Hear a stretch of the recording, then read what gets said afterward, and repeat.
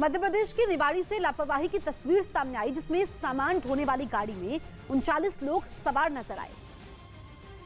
लोगों की जान जोखिम में डालकर 39 लोगों को ले जा रही सामान ढोने की एक गाड़ी को पुलिस ने बीच रास्ते में ही रोक दिया और जब पुलिस ने सवारियों को नीचे उतारकर गिनती शुरू की तो वो भी हैरान रह गए, क्योंकि गाड़ी में 10 नहीं, 20 नहीं, पूरे 39 लोग सवार थे।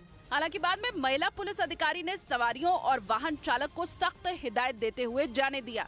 आपका उद्देश्य आपको रोक के चालान काटना नहीं था, आपको रोक के समझाना था, क्योंकि चालान से आप सुधरोगे नहीं, समझाने से हो सकता है आपको बदला। वहीं गाड़ी चालक ने भी अपनी गलती मानते हुए भविष्य में इस तरह की गलती न करने की बात कही। भारत के एनएसए अजीत डोभाल ने यूके के एनएसए टिम बैरो से मुलाकात की। इस दौरान कुछ देर के लिए यूके के प्रधानमंत्री ऋषि सुनक भी मौजूद रहे। इस मुलाकात में डोभाल ने खालिस्तान समर्थकों और पाकिस्तान की भारत विरोधी गतिविधियों पर बात की। ये जानकारी यूके में भारत के उच्चायोग ने दी और बताया कि भारत ने यूके के सामने सख्ती से अपना पक्ष रखा, खासकर पाकिस्तान की भारत के खिलाफ की जाने वाली हरकतों और खालिस्तान के मुद्दे पर। खबर है कि इस बैठक में कुछ देर के लिए ही सही यूके के प्रधानमंत्री ऋषि सुनक भी आए और उनके सामने ही भारत के एनएसए ने पाकिस्तान और खालिस्तान पर सीधी बात की, जबकि इससे पहले भारत और यूके के बीच व्यापार पर 6 राउंड की बातचीत हो चुकी थी, जिसके बाद दोनों देशों के बीच व्यापारिक संबंध बेहतर होने की उम्मीद है।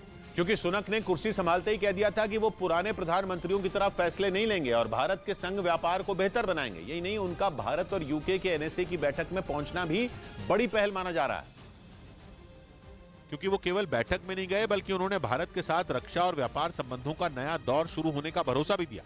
यूके में भारत के उच्चायोग ने जानकारी देते हुए पाकिस्तान को बता दिया कि दोनों देशों के बीच दोस्ती गहरी होती जा रही है, जो पाकिस्तान के लिए किसी बुरे सपने से कम नहीं होगा, क्योंकि एक तरफ पाकिस्तान यूके और अमेरिका जैसे देशों से मदद के लिए छटपटा रहा है, तो वहीं दूसरी तरफ इन देशों से भारत के रिश्ते मजबूत होते जा रहे हैं, जिससे पाकिस्तान की भारत विरोधी हरकतों को जोरदार झटका लगेगा।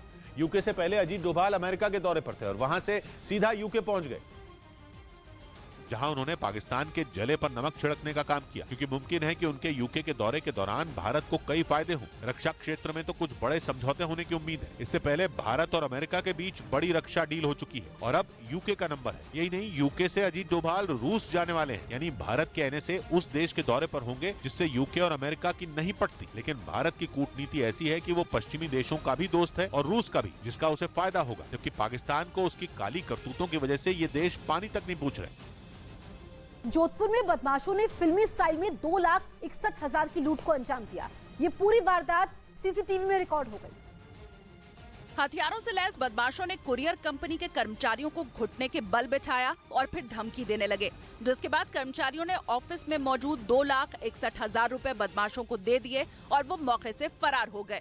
न्यूज़ 18 इंडिया की web series FIR number 208 streaming now.